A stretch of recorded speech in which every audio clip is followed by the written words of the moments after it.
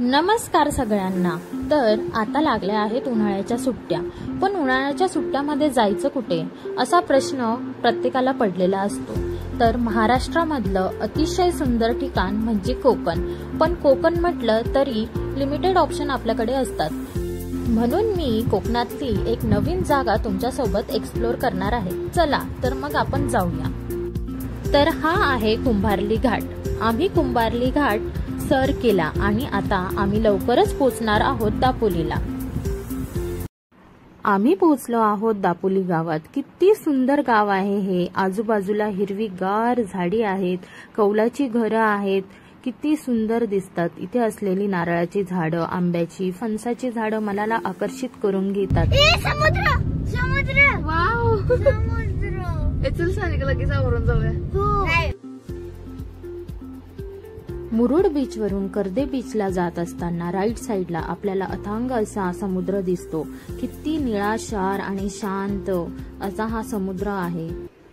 समुद्र बघताच आम्ही आमच्या प्रवासाचा थकवा जणू काही विसरूनच गेलो।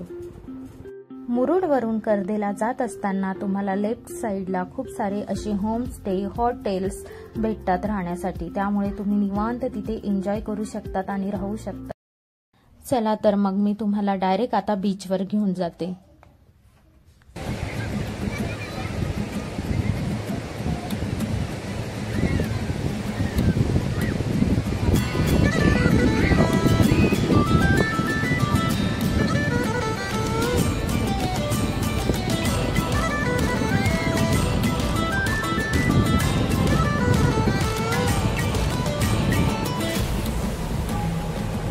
तर हा आहे कर्दे बीच। किती सुंदर, निळाशार आणि शांत।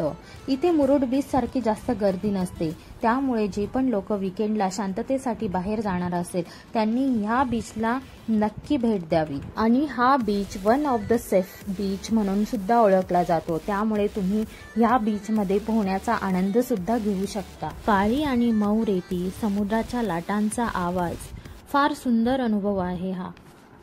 असा हा सुंदर आणि स्वच्छ बीच तालुका दापोली, जिल्हा रत्नागिरी या ठिकाणी येतो।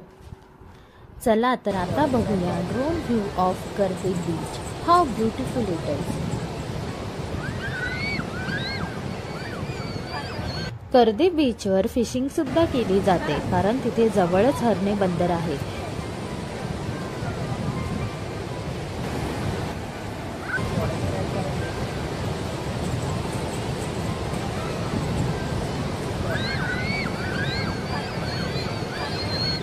इथे तुम्हाला वेगवेगळ्या राईड्सचा पण आनंद घेता येईल, जसं की banana ride, car ride, bullock cart ride पण इथे अवेलेबल आहे।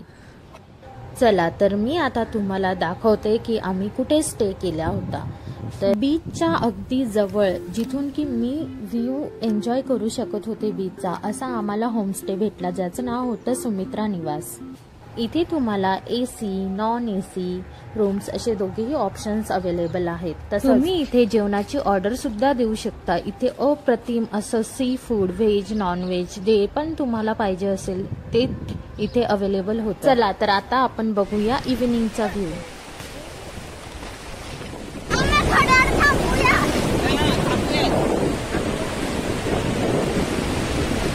आता सनसेट झाला आहे आणि हे बघा इथलं दृश्य किती सुंदर आहे। साधारण संध्याकाळी 5:30 वाजता आम्ही समुद्रामध्ये गेलो एन्जॉय करण्यासाठी आणि आम्ही इतकी मस्ती केली, आम्हाला खूप भारी वाटत होतं।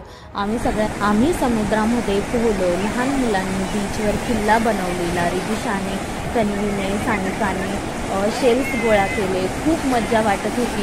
विनयने सुद्धा खूप एन्जॉय केला। समुद्रामध्ये खूप सारी मस्ती केल्यानंतर आम्हाला जोराची भूक लागली, मग काय आम्हाला कंट्रोलच होत नव्हतं। जिथे आम्ही स्टे केला होता तिथेच आम्ही जेवणाची ऑर्डर दिली, तर आम्हाला भेटलं होतं पॉपलेट थाळी आणि व्हेजमध्ये अख्खा मसुरा। काय अप्रतिम जेवण होतं, खूप भारी। आणि कोकण म्हटलं तर सोलकढी ही आलीच।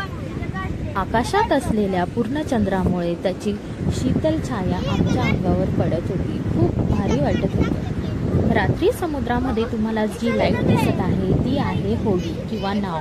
रात्री फिशिंगसाठी समुद्रामध्ये अशा नाव बोटी सोडल्या जातात आणि दुसऱ्या दिवशी हरणे बंदरावर माशांचा लिलाव होतो. तर हे आहे हरणे बंदर.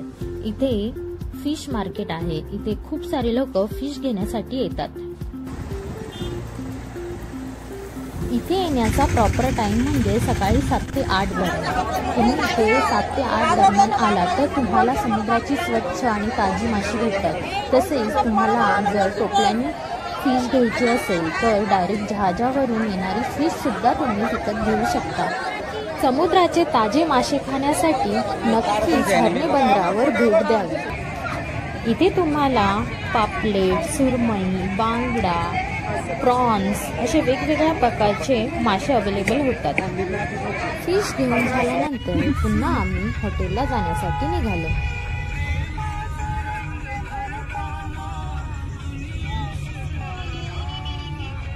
हॉटेलवर गेल्यानंतर झुला हा रिकामाच होता. मग काय, रिदिशा आणि मी हॉटेलच्या झुल्यावर मनसोक्त झुललो. तुम्हाला जर सकाळी नाश्ता करायचा असेल तर तुम्हाला रात्रीच ऑर्डर द्यावी लागते. त्यासाठी आम्ही रात्रीच ऑर्डर दिलेली. आम्ही घेतलेले मोदक, घावण, पोहे आणि उपमा आणि सोलकढीही त्यांच्याकडे असतेच. त्यामुळे इतकं सुंदर नाश्ता आमचा झाला. खूपच टेस्टी होता नाश्ता. तर असा हा कर्दे बीच तुम्हाला कसा वाटला कमेंटमध्ये नक्की सांगा. आमचा परतीचा प्रवास सुद्धा खूप सुंदर होता बरं का. तुम्हाला जर व्हिडिओ बघायचा असेल तर डिस्क्रिप्शनमध्ये लिंक दिलेली आहे, तिथे जाऊन तुम्ही बघू. परतीच्या प्रवासात म्हणजे कर्दे टू कराड आम्ही खूप मज्जा केली. आम्ही आंबे घेतले, आम्ही जांभळं तोडली, खूप सारे एक्सपिरियन्स केले. तर तुम्ही प्लीज व्हिडिओ नक्की बघा आणि अशाच नवनवीन व्हिडिओसाठी माझ्या चॅनलला सबस्क्राईब करा. थँक्यू.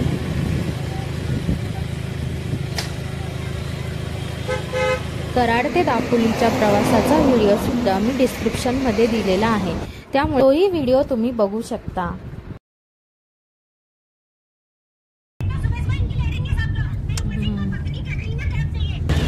तर हे बघा काय आता आम्ही चाललोय तर इथे बघा जोरदार पाऊस